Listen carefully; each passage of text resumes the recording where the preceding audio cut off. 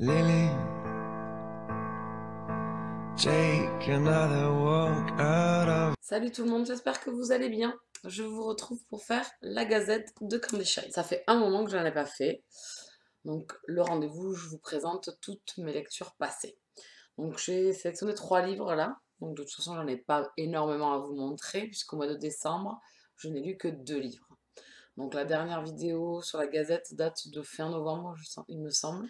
Donc on va commencer avec ma lecture des 15 premiers jours du mois de décembre. C'était La confrérie de la Dague Noire, le tome 11, L'amant désiré de J.R. Roy aux éditions Milady Collection Bitlit. Donc ici, romance paranormale. J'ai passé un excellent moment, mais ça ne sera pas un coup de cœur. Alors, on retrouve tout plein de personnages, tout plein d'histoires qui se croisent, tout ça, je trouve ça très intéressant. Je me suis pas ennuyée une seconde, même avec des personnages secondaires de cette histoire. Le problème, c'est que c'est le tome 11. Et ce tome 11, c'était Queen et Blay, et que je suis déçue de ce côté-là. J'en ai pas eu assez. Donc, en plus, elle nous présente un pavé qui fait dans les 750 pages. Et à mon goût, j'ai pas assez de moments passés entre les deux personnages, des moments intimes qu'ils vont passer ensemble. Voilà, je suis en manque. Donc, il n'y aura pas de coup de cœur à cause de ça. C'est ma déception de cette lecture. C'est que je m'attendais à beaucoup plus euh, de passages sur eux, alors que pas du tout. On en a très peu. Enfin, moi, je trouve qu'on en a très peu. À côté de ça, il se passe plein de choses autour avec d'autres personnages que j'ai beaucoup aimés. C'était très intéressant. Il y a des passages qui auraient pu être coupés par contre. Moi, j'ai trouvé qu'il y avait des passages un peu trop longs. Il y a une scène avec un avion, à un moment donné, j'ai trouvé ça trop long. Ça n'apporte pas forcément plus de rester aussi longtemps avec les personnages, de nous raconter en détail. On aurait pu faire quelque chose de beaucoup plus résumé et passer justement à l'intensité qu'il y a derrière après ce moment-là. Voilà. Donc il y a plein de petites choses qui, moi, dans ce tome 11, m'ont empêché d'avoir un coup de cœur. En même temps, on passe un excellent moment. Donc c'est assez... Voilà. C'est un très très bon moment. Pour moi, ça serait un 8,5 à 9 sur 10.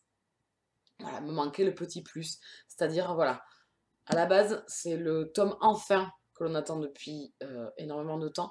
Enfin, le tome sur Blay et Queen.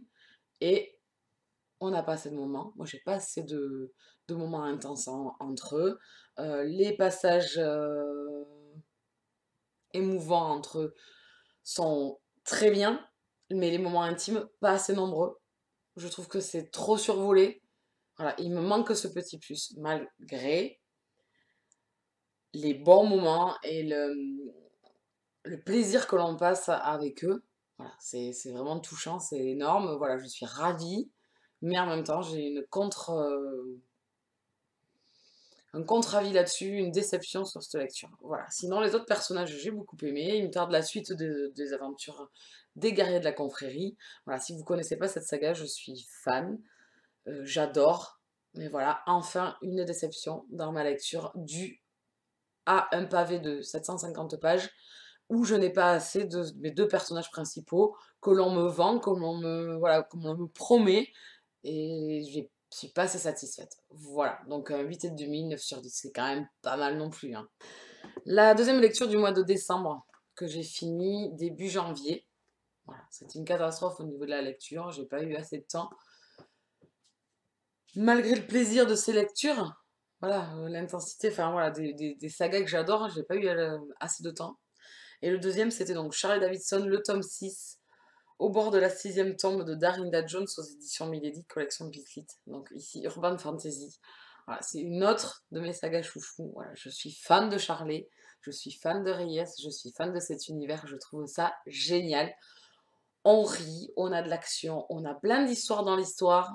Voilà, c'est toujours un bonheur absolu que l'on passe avec notre héroïne. Voilà. Charlie, je pense que c'est un des personnages d'Urban Fantasy, voilà, qui est complètement à côté, qui est complètement unique en son genre. On prend un méga plaisir à la suivre. Ici, ce sera un coup de cœur. Voilà, j'ai adoré, voilà, comme je passe énormément de temps avec Charlie. Mais Un petit bémol aussi, c'est que on a un fond d'histoire depuis le départ, c'est-à-dire que notre héroïne est une faucheuse, donc il y a une mythologie mise en place, où l'on attend encore ici dans ce 6e tome, mais que ça avance. Voilà, on aimerait bien, moi, voilà, on arrive au tome 6, il est fini, mais j'aimerais bien qu'on avance sur la mythologie de Charlie, qu'on en avance sur ce qu'on nous promet. On a une fin diabolique de l'auteur. Voilà, j'ai adoré cette fin. Et en plus, on a un tout petit bonus de 2-3 pages à la fin du livre. C'est du pur bonheur. Voilà, je m'y attendais pas à ce petit bonus qui fait voilà, qui fait le grand sourire quand on ferme le livre. Et une fin un peu sadique de l'auteur où, mais que va-t-il arriver, que va-t-il se passer? Et voilà, j'aimerais avancer par contre sur la mythologie de fond que l'auteur a mis.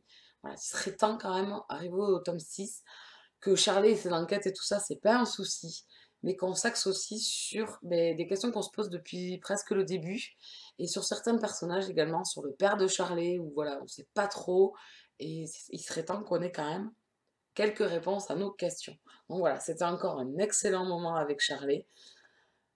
Un pur bonheur avec Reyes comme d'habitude. Je pense que si vous ne connaissez pas Reyes, Alexander Faro, je pense que c'est une erreur monumentale.